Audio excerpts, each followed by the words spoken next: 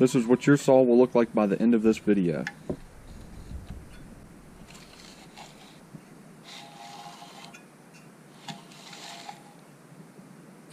Welcome back to the Tractor Tech channel. I'm Roger. Tonight I'm going to be starting the assembly of a Farmertec MS361. The parts that I'm going to start out upgrading on this saw are the fuel line from steel, the wrist pin bearing from steel, and the circlips for the piston from steel. I'm going to try the crank bearings on this saw. This will be the first time that I've done that. I've heard that they're alright. This is going to be the third saw that I've done. Then I also got a big bore kit. It takes it from 47 to 49 millimeters. This is going to make this saw 64 cc's instead of 69 cc's. Run the Farmertec brand. Have all the parts laid out. Kind of have them laid out in a little bit of an order of things that make sense to me, at least. So I need to finish open up this crankcase, and then I'll go ahead and put the crank in. I did purchase this saw with my own money. All of the Farmertec saws and all of the Farmertec parts that I've used on this channel have been purchased with my own money. Also, before you start this build, go online and look up a MS361 IPL. That's an illustrated parts list. That will help you out, especially on the fasteners. And then also look up a steel workshop manual for the MS361. Any build you do, look those two things up and those will help you greatly. Whenever I build one of these saws, I try to inspect all of the parts very carefully. For example, in this crankcase, you need to inspect the surfaces where the gasket goes on. Make sure that's good and smooth, no nicks in it. And then your bearings need to be inspected. I'm going to wash these bearings out. I'm going to take them over to a drain pan and probably blow them out with some brake cleaner or something like that to be sure that there's no debris in them before putting the crankshaft in. Before I assemble the crankcases, I'm going to put the oil hose and filter in the crankcase.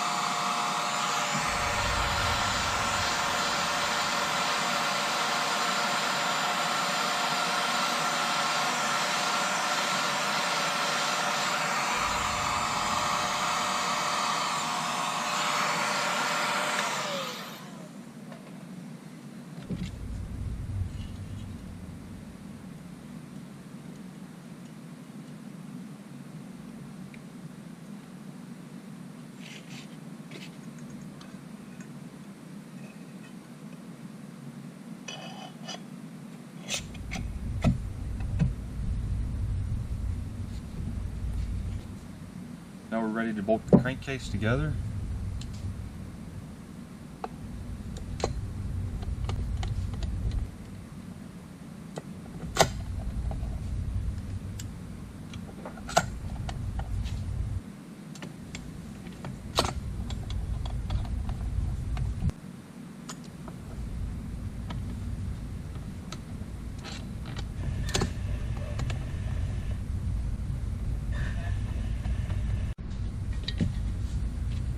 Now we're ready to install the crank seals. We're going to put some oil on the bearings before the seal goes in.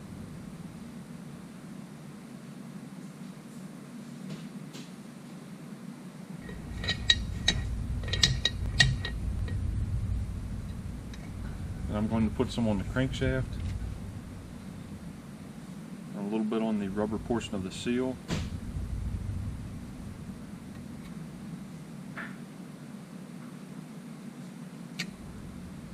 Slide the seal down on. I'm going to use a socket to install the seal.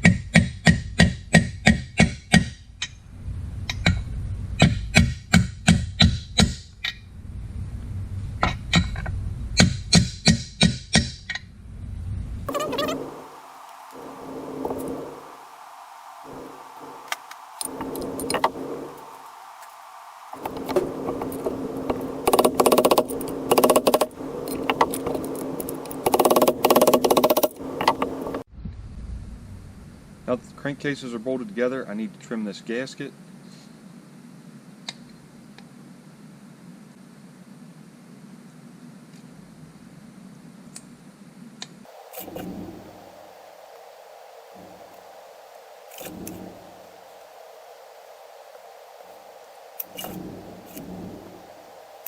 I'm going to pour just a little bit of oil in the rod bearing.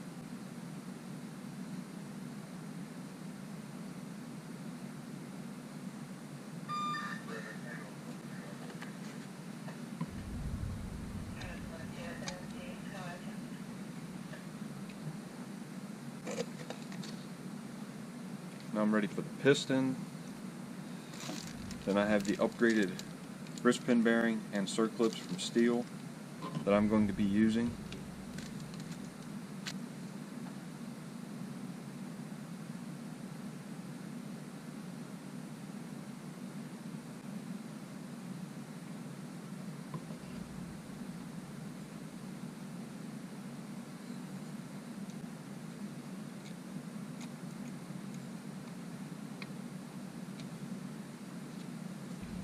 I can go ahead and put the one circlip in.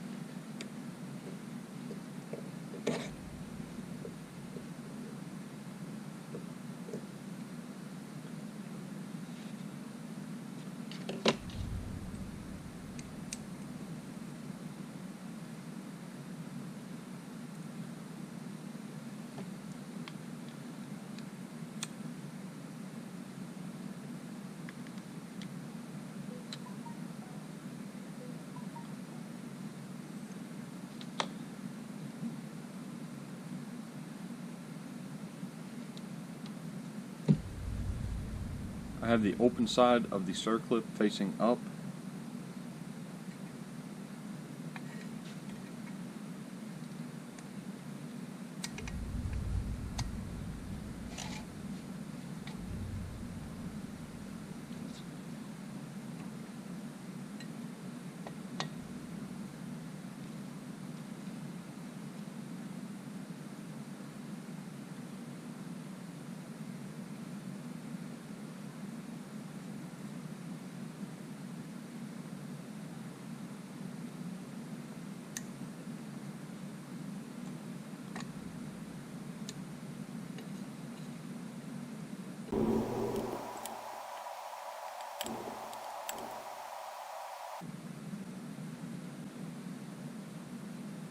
This is the top of the ring, this is the bottom.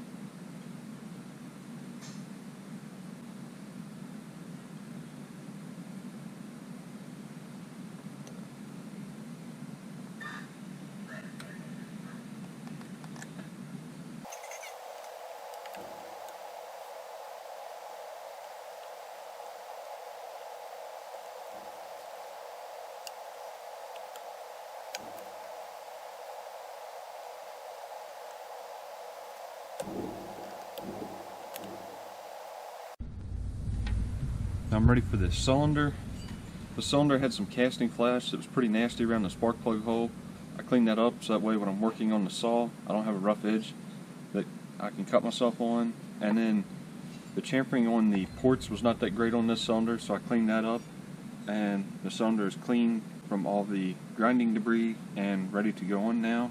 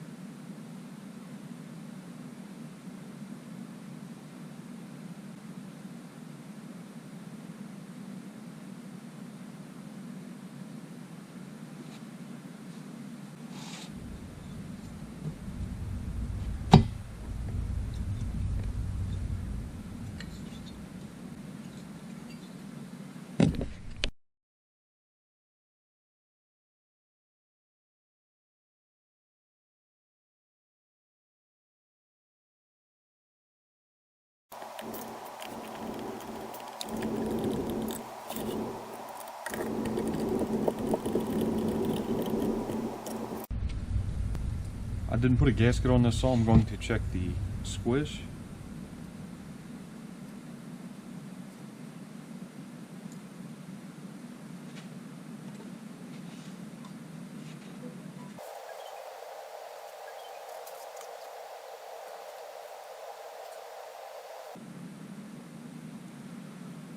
It looks about like 27.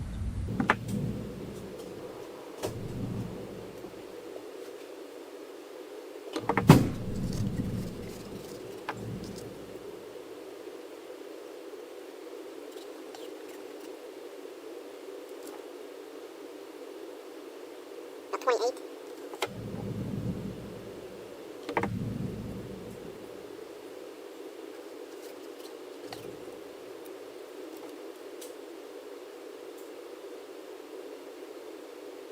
$26.5.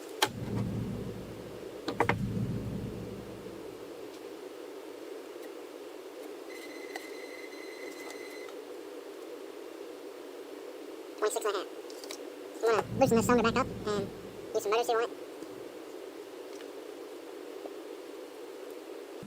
Since I have adequate clearance on this cylinder to go gasketless, I'm going to loosen the cylinder back up and put some motor seal on it.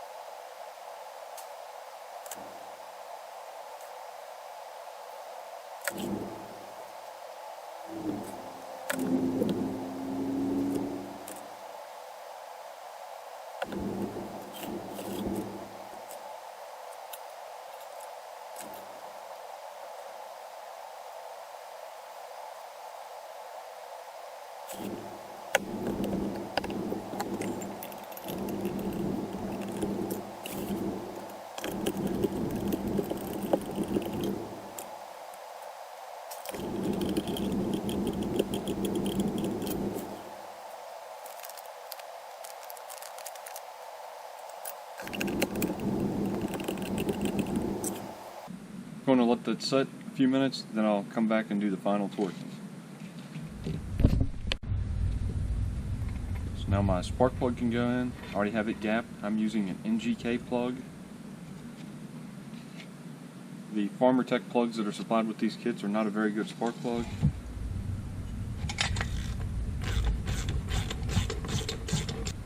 Then I'm using the Farmertec compression release. I'll see how it holds up.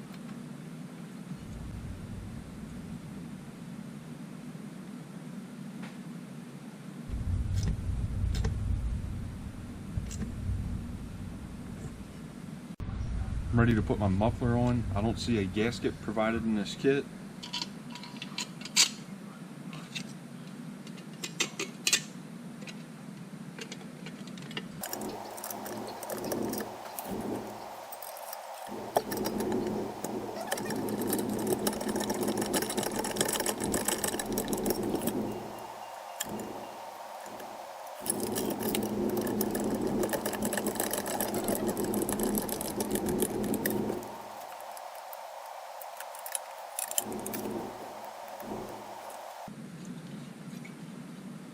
This bolt hole on the muffler bracket is not aligning, so I'm going to have to remove the muffler and elongate this bolt hole.